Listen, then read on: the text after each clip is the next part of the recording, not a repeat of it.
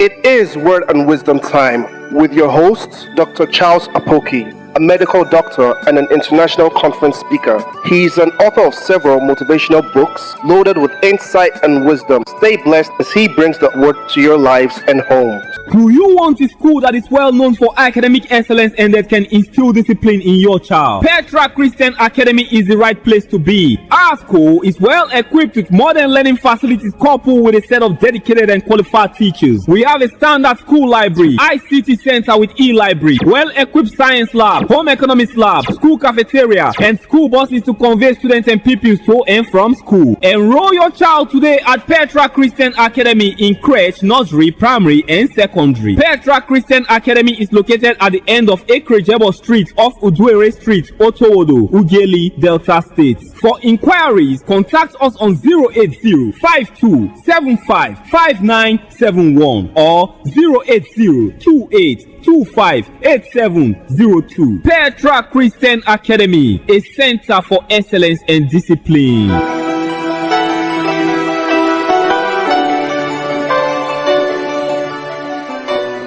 Wow, I am your friend, Dr. Charles Apoki. It's so nice to reach you this morning, wherever you are, at your factory, in the vehicle heading to work, and traveling to wherever. God bless you. And those of you, my friends who bring out their MP3 to share with those in their neighborhood, I thank you so much. I get reports of what you are doing. I cannot individually come and meet you, but I appreciate what you are doing. God bless you.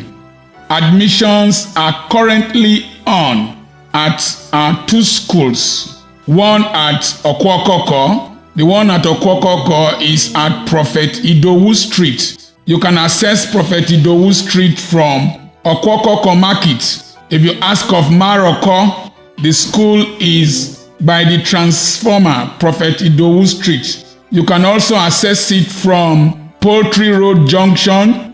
You will reach end of Poultry Road Junction, then you turn right.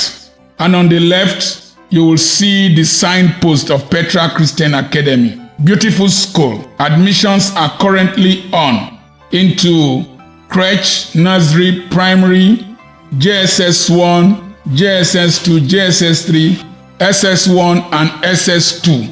So, bring your children, we will interview them and admit them.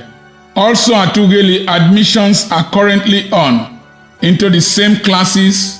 We had very wonderful school certificate results in the last exams, wonderful result in the junior secondary school exams, and wonderful results in our primary school exams. And you are sure that what your child got is what he or she merited, because we don't do exam malpractice. Today, I'm going to dwell on the subject matter, history makers or storytellers. I was reminiscing with my wife over the messages I had preached over the years and the books we had written. And she reminded me of this message I preached more than 25 years ago. History makers or storytellers. We will take our bearing from 2 Kings chapter 8 from verse 1. Then spake Elisha unto the woman, whose son he had restored to life, saying, Arise and go thou and thy household, and sojourn wheresoever thou canst sojourn. For the Lord hath called a famine, and it shall also come upon the land 7 years. And the woman arose and did after the saying of the man of God, and she went with her household, and sojourned in the land of the Philistines 7 years. And it came to pass at the 7 years' end, the woman returned out of the land of the Philistines, and she went forth to cry unto the king for her house and for her land. And the king talked with Gehazi, the servant of the man of God, saying, Tell me, I pray thee, all the great things that Elisha had done. And it came to pass, as he was telling the king how he had restored a dead body to life, that behold, the woman whose son he had restored to life, cried out to the king for her house and for her land. And Gehazi said, My lord, O king, this is the woman, and this is her son, whom Elisha restored to life. And when the king asked the woman, she told him. So the king appointed a certain officer, saying, Restore all that was hers, and all the fruits of the field, since the day that she left the land, even until now. That was from 2 Kings chapter 8, from verse 1 to verse 6. History maker or storyteller. Gehazi was a leper, but he was standing before the king.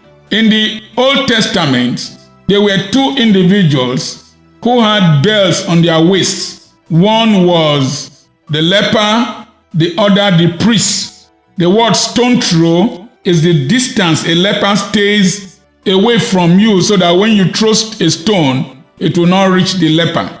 And the other person was the priest, who had a series of bells round the hem of his garment. And the bells will be ringing to make people know that he was still alive, so that if he died inside, they would just drag him out with the rope. So Gehazi had leprosy. Naaman was also a leper. But why were they appearing before kings? I was to preach a message at Enitona Hotel to the elites of Abba then. And I asked my son, why was Gehazi or Naaman appearing before the king? And he was a leper. That's Dr. Mimi Apoki. He said that it was because he was an executive leper. I will dwell on executive lepers, and then I will tell you about history makers or storyteller. Executive lepers are people you see near prominent people who are not supposed to be found around them. They stay around prominent people, but they are not supposed to be around them. You can see somebody, will be wondering, what is this man doing around this prominent person? And such people, they are there because of their nuisance value. Such people like Naaman are useful to fight the battles of the elite. You will see an elite man with a thug around him, with a lousy person around him. They are needed by the elite to create crisis. You could see what happened during the judgments in the Presidential Election Tribunal Court, when some people went in support of one presidential candidate. Another set of people imported from far away Niger Delta also went there to demonstrate. There could have been a fight if not that one group was gentle. These people can be thugs. Executive lepers can be thugs. They can be assassins. They can be those who rig elections for the elite. They can be those who run dirty errands for them, who go to bring girls for rich men to sleep with. They can even have titles and enjoy some privileges, but they can never be used in elevated positions. They are like brooms that can be used to clean the sitting room or parlor, as we call it here, and sweep compounds, but are always kept out of the view of visitors. They are like rags that can be used to clean offices, but hidden out of sight. If you want to know that whether you are an executive leper or not around a big man, tell him you want to marry his daughter. You will be surprised that he will refuse. So they just use you like a broom and use you like a rag. Even some of us who are itinerant preachers that don't run churches, there are some pastors who think that they can use you as rags. They will want you to speak in their youth meetings, speak in their programs, in their branch churches, but they will never ever introduce you to their national headquarters because they consider you not good enough to associate at that level. If you know such people, throw them away from your lives. That is to say, those who want to treat you like executive lepers. Develop yourself so that you can be free from their yoke. Now, There were two friends I knew in a town. One was a rich businessman who was a major importer of textiles and tarpaulin and shoe-making materials. He had very successful children, doctors, all kinds of people. His children were businessmen. They were also importers. Any of his children marrying was given a car and a building to start with. A story building, not a bungalow. Very rich man. But then he had this friend who would wear his coat and sit with him in his office as he is selling. The coats that man wore were old and oversized. They would enter the man's Mercedes Concorde car in those days, the rich man's Mercedes Concorde car, and drive to an executive restaurant to eat where only the elite eat. The rich man will buy for him, he will eat. The rich man will also eat. Usually, the poor man will eat more as expected. And then the rich man, at the close of day, the rich man will drive to his residence in the GRA, Government Reserve Area, where the elite lived, quiet, big compound, while the friend would trek home to his tenancy house in the poor area of the town. So that man with his oversized coat and the rich man, the poor man, the man with his oversized old coat is an executive leper. He is associating with the man, eating with the man, sitting in his office. Their friendship continued for years. Unfortunately, the rich man died first. The poor man could not go to the office of the rich man again because his sons had taken over, and he was not good enough to associate with his sons. He grew up with the man in his community. Maybe they went to the same primary school.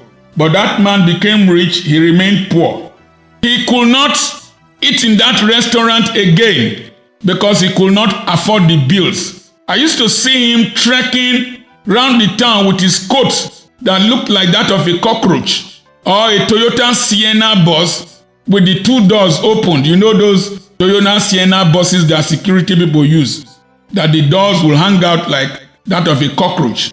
I often wondered why he did not one day ask his friend, the rich man, to introduce him to the import business, or to even give him the materials to sell in the market in that town, or to rent a shop for him, or to put one of his children in that line of the business. The Bible said concerning the people at the pool of Bethsaida that they were blind, they were impotent, and they were paralyzed.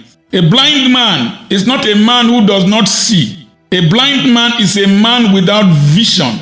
You can't think beyond the immediate. The poor man was more interested in associating with that rich man, entering his Mercedes Concorde, eating in that expensive restaurant with him. He did not ever have a vision for his own life, something beyond what he was doing. Then the Bible said they were impotent, people who cannot be productive, who cannot meet expectation. And then they said they were paralyzed. Now I want to talk about two types of paralysis. There is flaccid paralysis and there is spastic paralysis. Flaccid paralysis is the kind of paralysis that takes place when somebody has a stroke.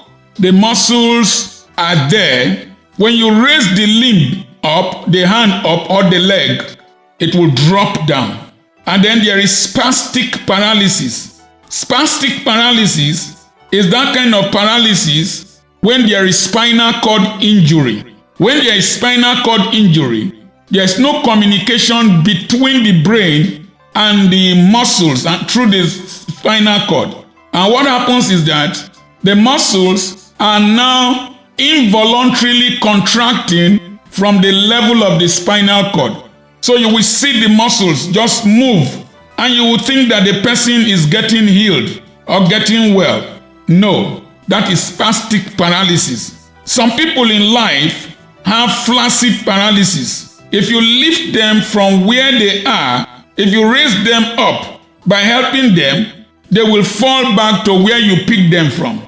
At a point, you get tired of them. There are children from very rich homes like that. No matter what you do for them, they will go back to square zero again. No matter what you spend on them, they will go back to where you picked them from, square zero. There are wives like that. No matter the business you open for them, they will finish it and then start from square zero. There are brothers, sisters, and family members like that. There are even parents like that with flaccid paralysis. You give them money to do something, you give them money to do a business, you set them up, they will fall back to where they started from. And when you have helped them severally and they fall hand according to worry people, or they fail to perform, what you do sometimes is to leave them near you so that they will not bring disgrace from outside. You just leave them around you. I suspect that could have happened between that man and his friend.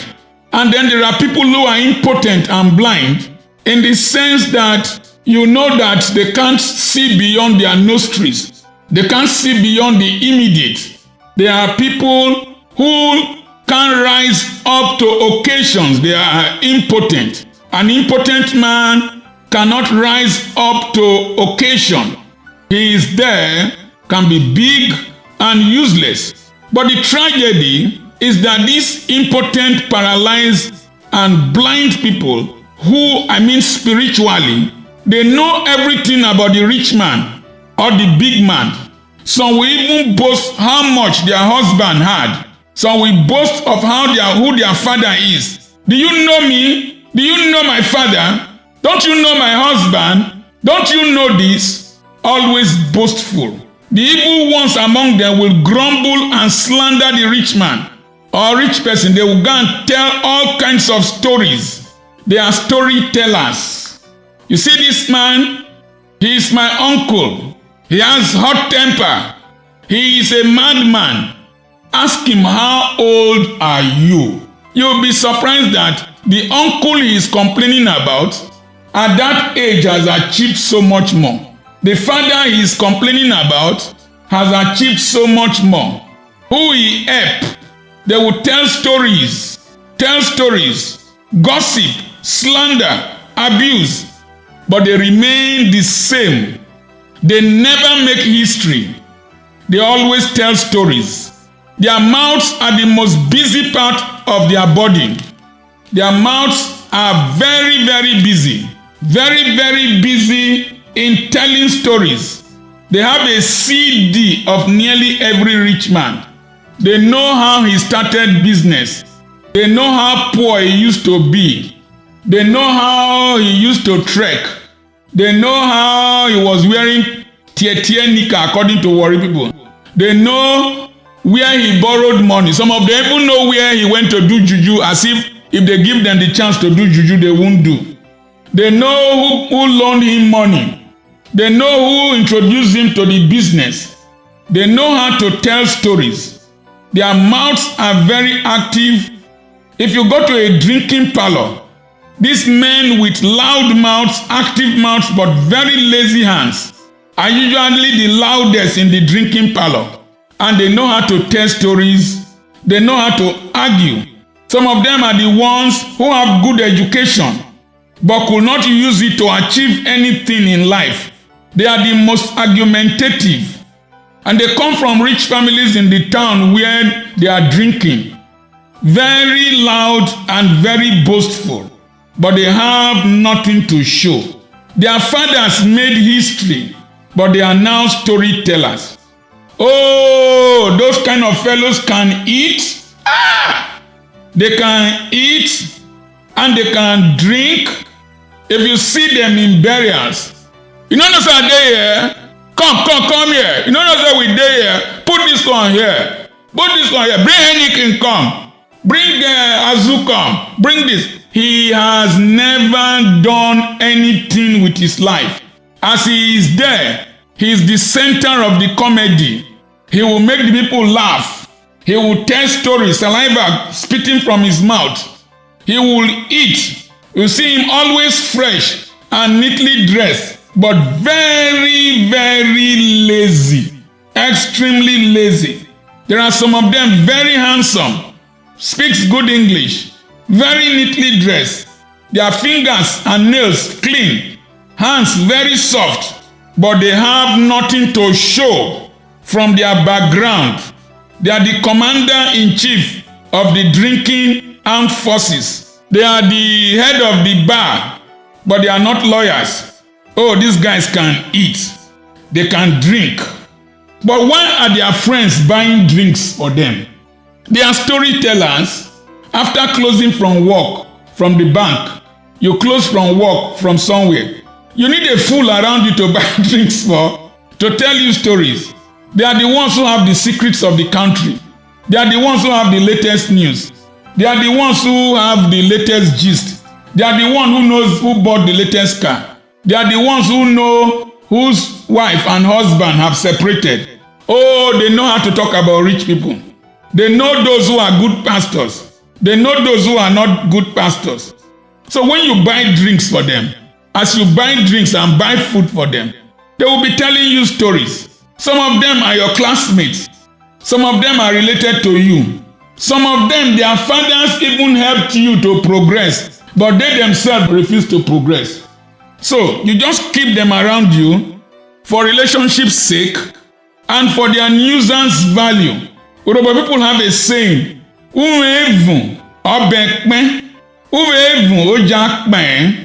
that the muscle of your intestine or belly, you cannot peel it off. You will injure yourself. So you just leave them around you. Instead of them to go and beg other people that will make mockery of your family. Instead of them to go and beg other people that will make mockery of your sister that is married to them. Instead of them to go and constitute a nuisance somewhere and you will go and bail them, you just keep them around you for their nuisance value. Oh, there are the ones, another group of storytellers who are not history makers. They are the ones who have spastic paralysis. Spastic paralysis. I told you spastic paralysis, there is a disconnection between the brain and the spinal cord as a result of injury. These people, they will tell you they want to do this, tell you they have a vision, tell you they have a dream, tell you they have a project, tell you they need money to travel to Port Harcourt to attend an interview, tell you they have rented a store, tell you they have paid for a car, it's only that they need money to buy battery. Tell you that they have bought a car, they only need to pump the tires.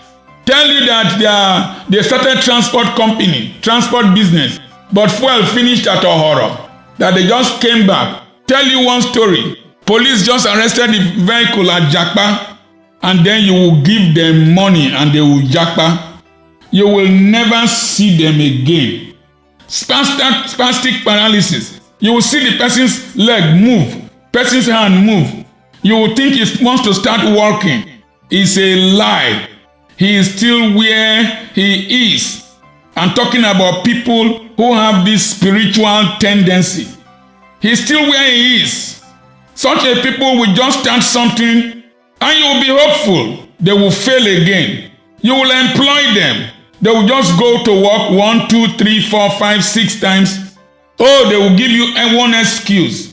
Some of them will even create trouble there. Some of them will even make you spastic paralysis. They are always ending up with stories. Konyo, Enel, then suddenly, I not just know, somehow, one man, this world there, they know they trust person, this world there, na person wey no unite the harm you, storytellers. This Tinubu, if not be fuel when they increase, before they increase fuel, would they manage? Now they can't increase fuel. Not only you they increase fuel for. Not only you they increase fuel for. People with spastic paralysis, they become storytellers. After the initial gra-gra, they are back to where they started from. What do you do? At a point, you stop helping them. Oh, those people, immediately you stop helping them, they have become one of your greatest enemies. They will call you names. say all kinds of nonsense. They never ever stay in one employment for long. They must leave one school to the other, one hospital to the other, one company to the other, and they must carry stories from one place to the other. That's how they are. Always narrating stories. When you ask somebody, why are you leaving your former business place? That man, he's a cultist. That man is a member of secret society. Watch him within a few months. He will show that he's an Onyengworo according to Igbo people. Okpolo, he is not ready to do anything. He very lazy but very critical. Oh, they run from church to church. Oh, that my former pastor. Hey, that my former general overseer. Hey, that church. Bring him. Make a mistake of giving him responsibility. He will never ever make a mark. He keeps migrating. He has occupational sokugo. For those of you who read Burning Grass by Cyprian Ekwensi, there was a man called Mason Saye. Mason Saye had a wandering disease called sokugo. Always just moving. Some people have spiritual sokugo, occupational sokugo, marital sokugo. Complain about this marriage, complain about this wife, complain about this husband. Some parents have academic sokugo. Take these children to this school, take them to another one, you will complain. Once they come and they start complaining about the other school, they will tell you how much they were paying school fees there. I was paying 1 million. I was paying 3 million. Okay, now you have come to the one that is less than 1 million. Pay school fees for where? Children pass, big, they don't be pass. Small time you look for them, you don't see them again, they don't jackpot. Storytellers. So, some of them have migratory spirit. This message continues next week. Same station, same time. Remember to subscribe to my YouTube channel, Dr. Charles Apoki, and follow me on Facebook.